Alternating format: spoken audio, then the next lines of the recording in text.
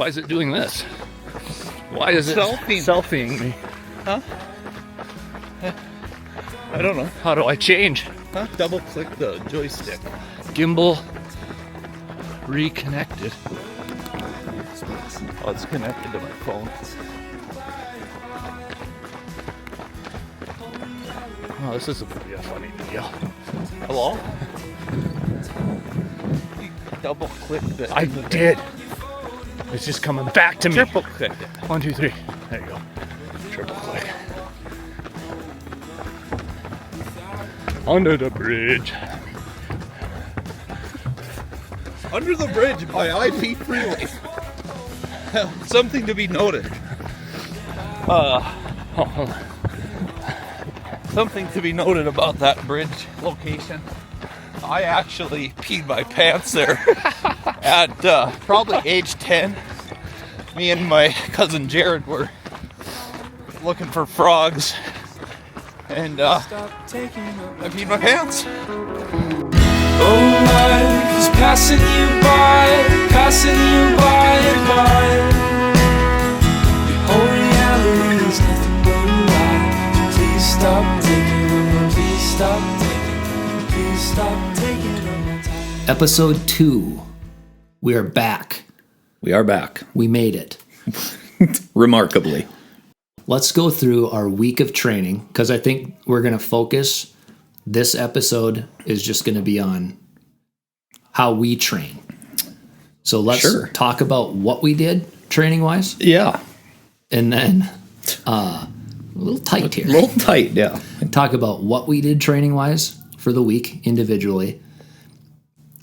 How we felt. Yep, we can culminate in the long run. Yeah. And then we can talk about the challenges of traiing. For our trying life. to get high mileage and also. So sure. Here's what we're going to try here. I'm going to try to go through this and going to try to record this. Okay, here we go. Okay, so it's March 15th, the week of March 15th to March 21st, basically. Mm-hmm. I have 55.4 miles in right now as it sits. Basically, I did some treadmill running a couple days, ran outside a couple days, and I feel like treadmill running is easier or harder. I don't know. Well, it's harder to run long distances on the treadmill. And I've done some like pretty substantial runs on the treadmill, like close to 20 miles, and they're terrible. And there's two things. One is it's easier on your body, but I tend to run differently, so then I tend to have weird pains because of it. I get this shin pain, some tendon pain in my shin. So I don't know. It's kind of a horse apiece. When it's nasty out, it's nice to have an option. One. But my treadmill, the old Nordic Track commercial 2450, it's at its end. She's hit her limit. She's hit her limit. I was finishing up a 7 miler on there on whatever day it was, and I shut it down. I was going 7 miles per hour. Yeah. And I hit stop. And I was watching something, so I was like, oh, I want to keep watching this, so I'm going to walk for a few minutes to finish this episode or whatever I was watching. And so I stopped it, and then I hit start right away again, and it only goes up to like, 12 miles per hour or something like that. It blasted into like 25 miles per hour. It almost launched me off the treadmill. That's hilarious. And then it just shut off completely, and I'm like, oh, well, it's probably toast. So I'm looking for a sponsorship from Wahoo. Yeah. I need to get one of those runner treadmills. Yeah. Hopefully they'll see this and send us one. That's how it works. Two. Yeah, that's how it works, we're going to need right? 2, yeah. I don't know. I thought that's how it works. Yeah, I don't know. So anyways, Wednesday I did something a little different. I did about a well, it was really only about a mile and a half warm up. And then I did 8 quarters, 8 400s, intervals, 1 minute break, ran those at about 90 seconds each. Right. Which Some is were, good. Some were a little faster. One Right. was 82, but mostly around 90. That was hard. I haven't done any sort of quarters. speed work. How many yet. quarters did you do? 12? No, 8. Oh, No. just 8. I thought it was 10 or 12. It was, no, I think it was just 8. Yeah, it was just 8. Okay. Yeah, But so nothing you haven't done crazy. any speed work though. No. Then I did another 2.5 miles after that. Called her good. Then Friday took off. And then today we did the long run, 20. When we've upped our Daily mileage. daily mileage or daily runs to 7, which I don't know. I didn't really feel like it was that much different. No, I didn't feel a significant load difference, I guess, in that regard. So I mean that's good. Yeah. So that's what my week looks like. How Okay. about yours?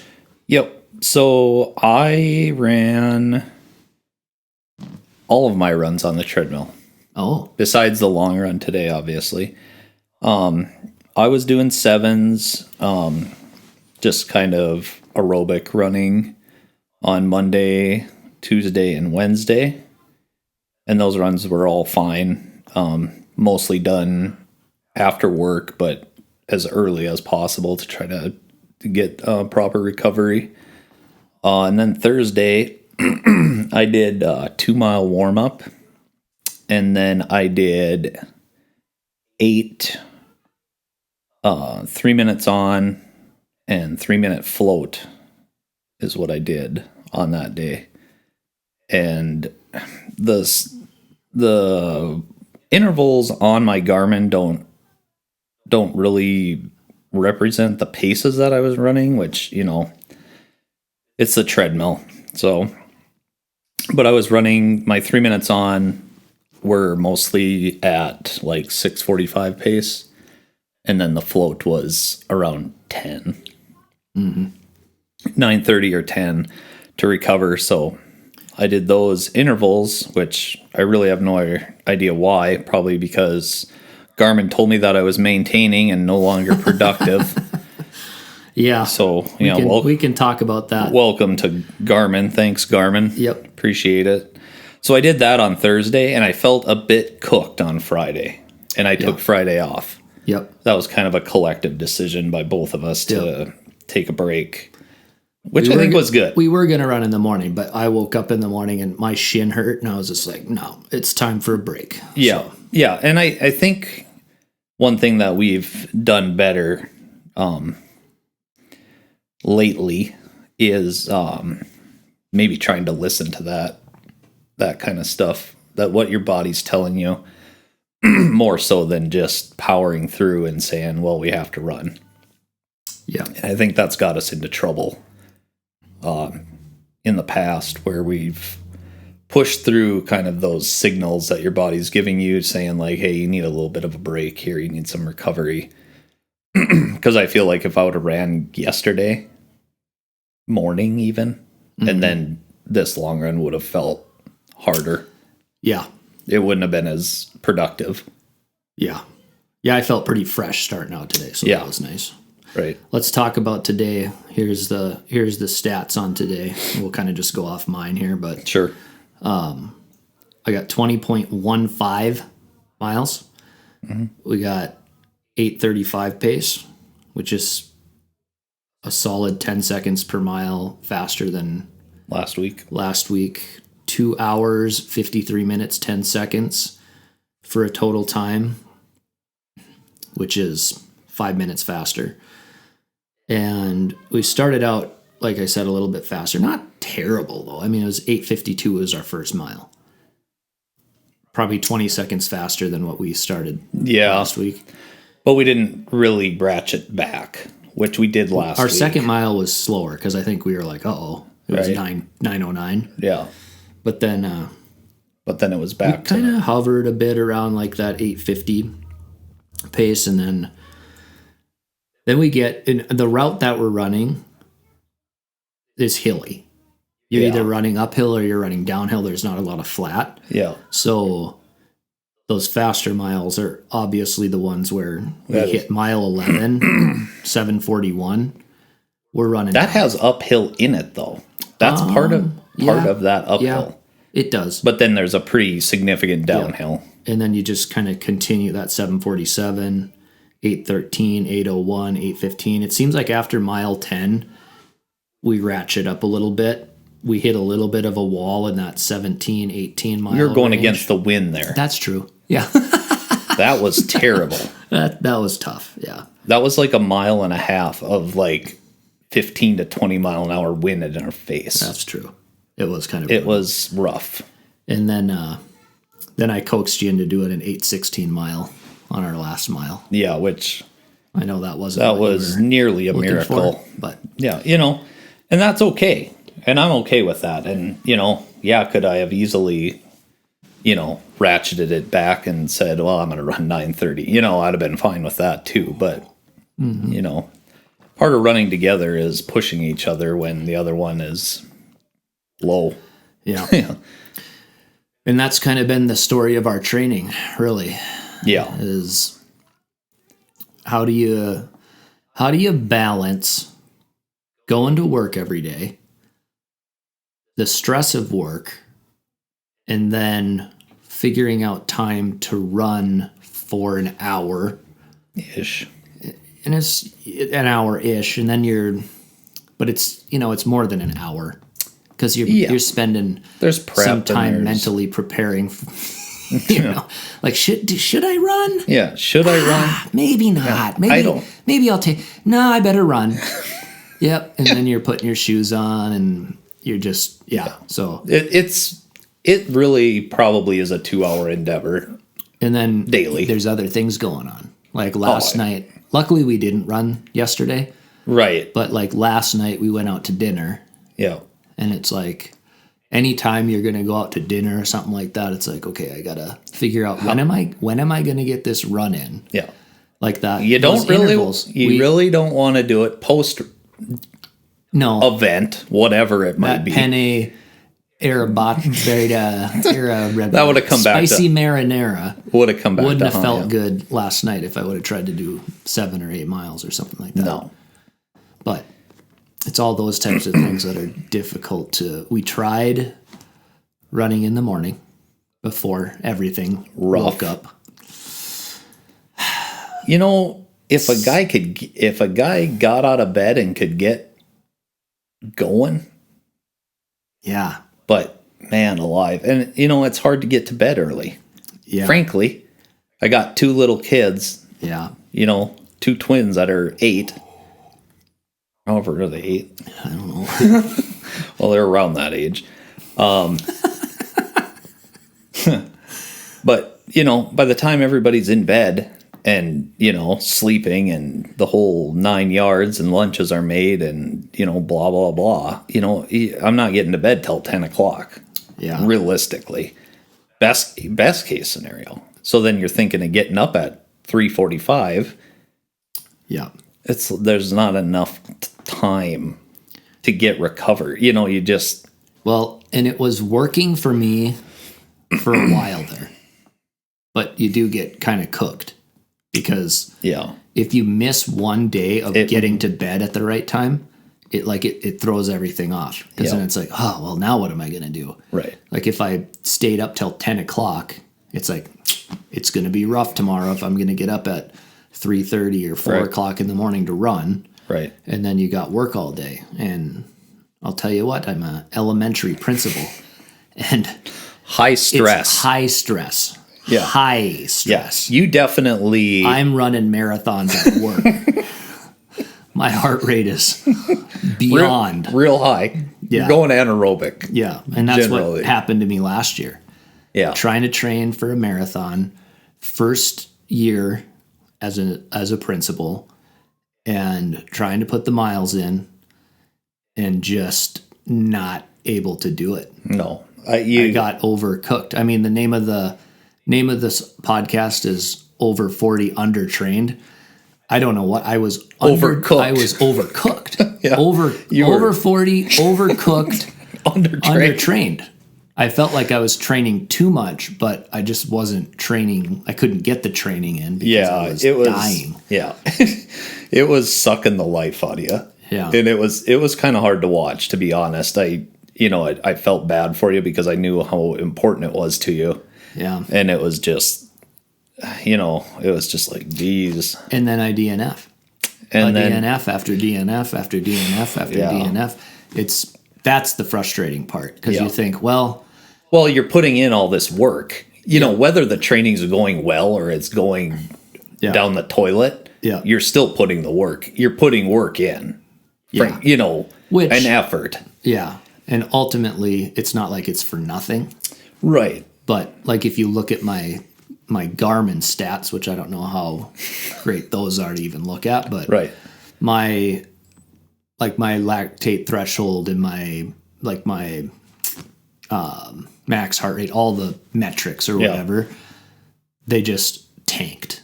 They just went down. Yeah. And then now though, I feel like Trending. we're in a good rhythm Yeah. and they're Trending up. steadily going up. Yeah. And I think after your whole kind of debacle with that marathon and that whole training block, especially for you, at that time I was working with my coach, Yeah. Liz Myers. Yep. Shout out Liz. Yep. What's up, Liz? Liz is awesome. So I had more She works with Jill and Corcione. yeah. Yeah. Everyday Ultra. There you go. Yeah. So, Great company, great people, shout out to them. So I had more structure or guidance, I should say. Yeah. And, that was going fine for me and whatnot. I had a few injuries, but I could just tell it was like, well, we did that fundraiser yeah. for your school, which We was ran great. That was 24 awesome hours around a track. to raise money. Nearly ran 100 miles. Yeah. Somewhere What did I- between 96? 93 and 96, Yeah. I think it was somewhere around there. Yeah. I almost went rhabdo. Yeah. Yeah, it got a little dicey a few different times, but that was a great experience, and it was like awesome to raise the money for your school and stuff. That was like probably one of my highlights of running. Yeah. It was for the year for yeah. me. Oh yeah, and probably for all my running career up to that point. Like it was really That was cool. it was great. But it was kind of positioned in a weird time in our training. I mean, I was definitely in shape and ready for it. Yeah. I think, I don't know if I was. yeah, you probably weren't as well ready, Not for that distance. not for that distance, but I was fairly ready for it, and I felt pretty good, aside from some cramps, but came out of that. But it kind of, I wore the wrong shoes, so that Shoes. shoes. My that's all. shoes were flying apart. Your shoes disintegrated. The sole of my shoe was coming out of my shoe. It Your- was literally leaking out the back of my. I'm like, what is going on here? I just super glue them. Yeah, we glued them Glued in. those suckers in there. That was ridiculous. Yeah. Yeah, running around a track for 24 hours, probably not something I'd recommend to any novice runner by any means. Pretty brutal, but it was great. But it kind of monkeyed us up a little bit for the rest of the running season. I got kind of dinged up. My foot got all jacked up. Yeah. Then I went to New York City with my wife, which was wonderful. But I not only ran in the shoes around the track and screwed up my foot, but then I continued to wear them in New York City and walked around for 3 days. And by the time we got out of that place, my foot hurt so bad. I was like, I'm done running. I've got stress fractures. Yeah. I'm done. Yeah. So I really struggled. I had to bike a lot to try to get back, or at least get it patched up enough to run. And it just, I don't know, just the season didn't go the way that we wanted it to. No. And the that's fine. The other thing about when you say the season for us is like basically summer. Our race season. Our race season. Like if we're going to do a race, it's going to have to be during the summer months probably, for the most part. We did Desert Rats in April. Yeah. But for the most part, it's June, July, Spring, August. summer, best case scenario. Yeah. And so that creates the problem of running training during the winter. Phew. And the winters in North Dakota are unpredictable. Yeah. Cold, could be snow. This year I feel like it was ice. Ice was the ice, nemesis. Baby. Yeah. It was the nemesis. Bad. Yeah. It was terrible. It was not good. And it was cold a lot. It was Pretty pretty cold. cold. Yeah. The cold didn't bother me as bad, but No, we've gotten probably better at like learning what to wear. yeah, layering correctly. Better. I mean, it's running and trying to figure out, if you live in Arizona, you just wear shorts. Yeah. Because it's warm all the time. Yeah, but you just here, wear the same thing every day. yeah, but here it's like a Tetris puzzle every morning that you're going to run outside or evening, and it's like, well, what's the weather going to do? What is it? It could say, that's the other thing too. Here, the wind, if it says 30 degrees out, it's like, well, that's not bad. But if the wind's blowing 15 to 20, then it feels like 0. Right. And then if the wind's blowing out of the north, that's even worse. Yeah. Cold. It's colder air. It's hard to manage, but Yeah.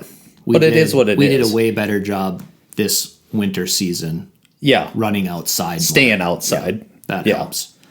Yeah. Because last year I just ran on the treadmill way too much, and it just didn't. We ran work. around the track, indoor track, which was Well, that was also terrible. that was tough. So Yeah. Arc bark. yeah, the arc bark. Yeah. Anyways, I don't know. The training, I think we're pointed in a good direction. I think we have a better grasp on what maybe is important for our running. Yeah, and that's the thing too, because like for us, because we're older, I think, and it's not like we're old. No. We're not old. We're pretty old. We're pretty old. We're starting to look at. We're getting older. We're getting a little older. I gotta just interject with a story here because it's really funny. Okay, let's hear it. So we went. Our family, my wife and 2 kids, we went to Arizona for spring break. Yeah. Which was fine, but we were walking around in downtown Scottsdale, and they had it was like this spa place. Mm-hmm. And Carrie's like, I'm just going to run in here. And I'm like, oh, here we go. Yeah, So she goes in. Yeah, just run in. She goes in there, and they're putting this goop on around her eyes and then drying it with this thing. Yeah. And I was just like, we're old. We get out, or we don't get out of there. She's in there forever. Oh yeah. Yeah. And so then I go in there, and they're like, do you want me to put some on you? And I'm like, there's nothing going to save this face. There's no cream that's going to tighten up this face. So whatever. It's like selling ice to an Eskimo, this stuff for Carrie. And yeah, it was just funny. So she bought some, and it was funny. And then they put it on over her makeup, and it dried, and she had coon eyes. It was hilarious. So Yeah. Oh, that is funny. that's part of getting old, Yeah. You're just trying to beat father time, and I've just succumbed to the fact that I'm going to get old. Yeah. But I want to stay in shape. yeah, so staying in shape is going to be important, and not getting too far out of shape, because it feels like it takes longer for sure, obviously, to get back into shape. I mean, there's all this science and stuff about you're not losing that much muscle, at a cellular level. It takes a really long time to lose that, but your cardiovascular fitness goes away quick, and you can tell that Like Oh, I yeah. feel like now I'm missing just like the speed stuff. Right. Like we just ran 20 miles, felt good.